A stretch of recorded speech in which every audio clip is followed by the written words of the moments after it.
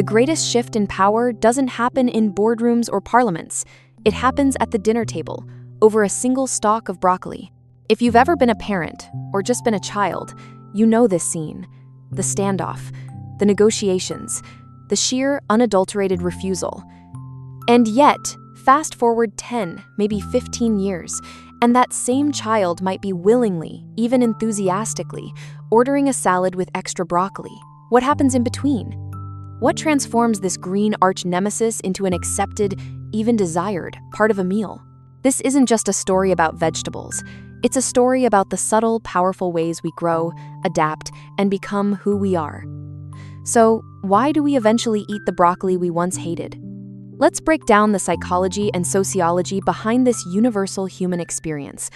From a psychological perspective, a child's initial rejection of broccoli is not just stubbornness. It's often a hardwired survival instinct. This is known as food neophobia, which is the fear of trying new food. It's a normal developmental stage that tends to peak between the ages of 2 and 6. Think about it from an evolutionary standpoint.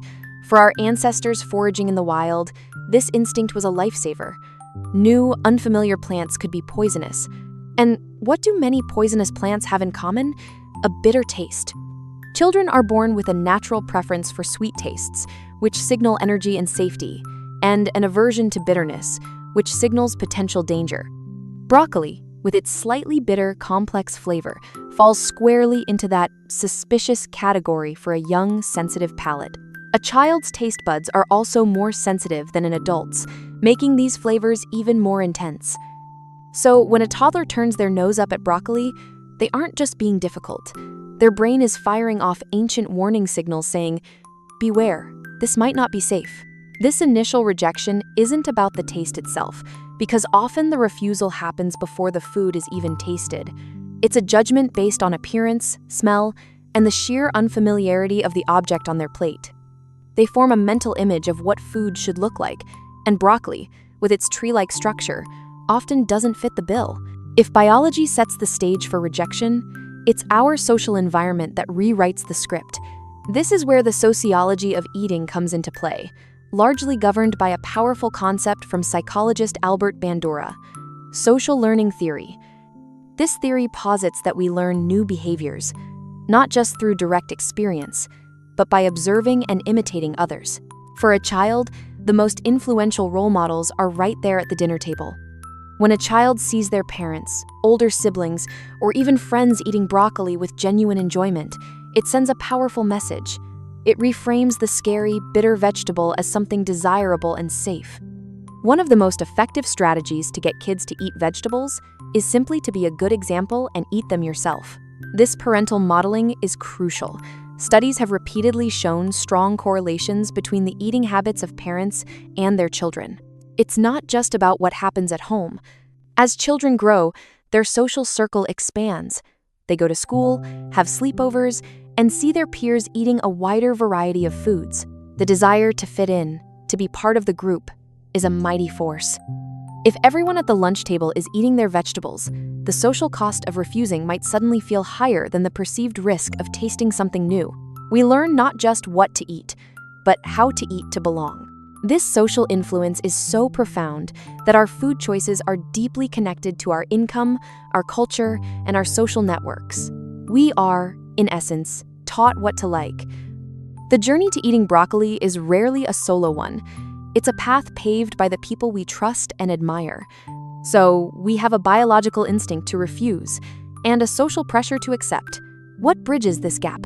The answer is surprisingly simple: repetition.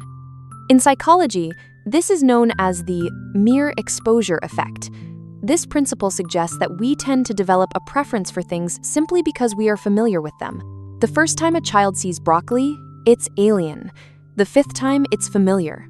By the 10th time, the fear and suspicion have started to fade, replaced by a neutral or even positive feeling. Research has shown that a new food may need to be presented to a child 8, 10, or even up to 15 times before they willingly try it. This is why the common parenting advice is to be persistent but not forceful.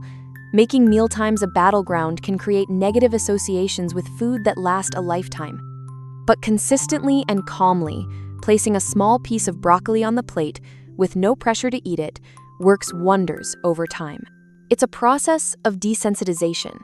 The child's brain slowly learns. I've seen this green thing many times. Nothing bad has happened.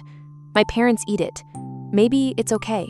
This gradual acceptance isn't just psychological, it's also biological. Our taste preferences aren't set in stone.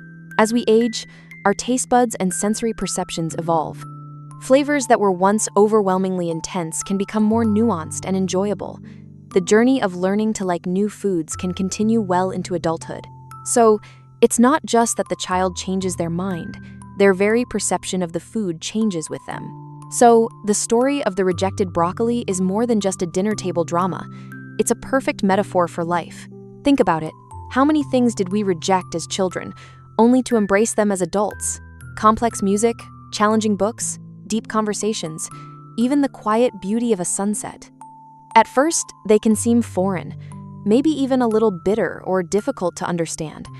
Our initial instinct might be to turn away in favor of something simpler, sweeter, more familiar. But through repeated exposure, through seeing the people we respect engage with these complexities, our perception changes. We learn, we adapt, we grow. We acquire a taste for the things that once intimidated us. The child who finally eats their broccoli hasn't been defeated. They've evolved. They have allowed experience to triumph over instinct and curiosity to win out over fear. They've learned that sometimes the things that are most rewarding require a little patience to appreciate. We don't just learn to eat new foods. We learn to become the kind of person who is open to new experiences. And that transformation, that quiet opening of the mind and palate, is one of the most beautiful parts of growing up. What was your broccoli? A food you hated as a kid but love now? Share your story in the comments below. I'd love to read about your own journey of acquired tastes. And if you enjoyed this exploration of the human mind, don't forget to like, subscribe, and hit that notification bell for more insights into why we do the things we do.